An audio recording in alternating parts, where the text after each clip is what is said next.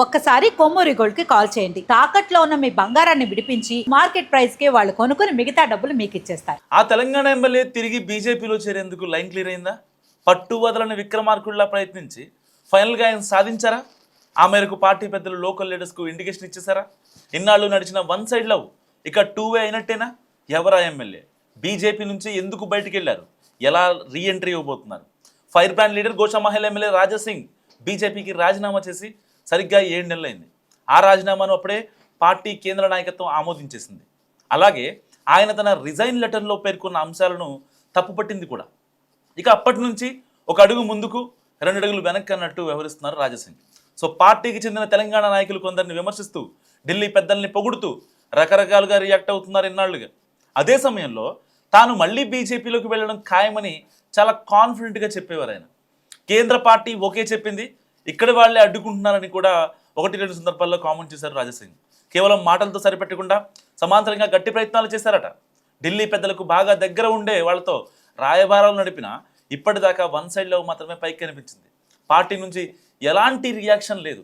కానీ ప్రస్తుతం పరిస్థితులు మారుతున్నాయి. విసుగు విరామం లేకుండా రాజాసింగ్ వేసిన ట్రయల్స్ ఒక కొలిక్కి వచ్చినట్టు అని కనిపిస్తుంది. గోషామహల్ ఎమ్మెల్యే తిరిగి పార్టీలో చేరడం ఖాయమంటూ రాష్ట్ర నాయకత్వానికి సంకేతాలు అందాయట. గోషామహల్ బీజేపీ లీడర్స్ కేంద్ర మంత్రి కిషన్ రెడ్డిని కలిసినప్పుడు రాజాసింగ్ రీఎంట్రీ ఖాయమన్న సంకేతాలు ఇచ్చినట్టు కూడా తెలుస్తుంది. దీని గురించి ప్రస్తుతం తెలంగాణ బీజేపీలో గట్టి చర్చ జరుగుతుంది. ఆయనతో సమన్వయం చేసుకుంటూ ముందుకు వెళ్లాలని కూడా కిషన్ రెడ్డి చెప్పారట. సో గతంలో కూడా ఒకసారి రాజాసింగ్ పార్టీ నుంచి సస్పెండ్ అయ్యారు. ఆ తర్వాత సస్పెన్షన్ ఎత్తేసి ఎమ్మెల్యే టికెట్ ఇచ్చింది బీజేపీ అధిష్టానం. తిరిగి గెలిచాక కూడా రాష్ట్ర పార్టీ మీద, ఇక్కడి నాయకత్వం మీద తీవ్ర విమర్శలు చేశారు ఆయన. రాష్ట్ర అధ్యక్షుడిగా రామచంద్రరావుని ప్రకటించాక తీవ్ర స్థాయిలో మాట్లాడారు రాజాసింగ్. రకరకాల కారణాలు చెబుతూ గత జూన్ 30న పార్టీకి రిజైన్ చేశారు. సో కేంద్ర పార్టీ కూడా పెద్ద టైం తీసుకోకుండా ఆ లేఖను వెంటనే ఆమోదించేసింది.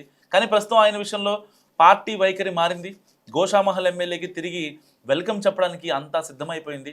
కేంద్ర మంత్రి కిషన్ రెడ్డి మాటలతో ఆ విషయమై క్లారిటీ వచ్చేసినట్టు కూడా అంటున్నారు.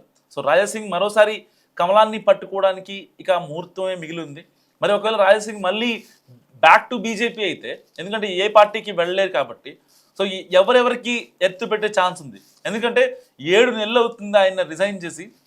కేంద్ర పార్టీ పెద్దలు ఎవరైతే ఉన్నారో వాళ్ళందరినీ ఓకే చెప్పించినా, కానీ ఈయనకి మాత్రం రాష్ట్ర స్థాయిలో ఉండే నాయకులు ఎవరైతే ఉన్నారో వాళ్ళు అడ్డు చెప్పింది ఎవరో డైరెక్ట్గా రాజాసింగ్కి తెలుసు. సో మరి వాళ్ళకి ఈయన ఏ విధంగా ఎత్తు పెడతారు? మరి ఇద్దరి మధ్య సయోధ్య కుదురుతుందా లేదా? మీరేమనుకుంటున్నారు? మస్ట్ కామెంట్ చేయండి.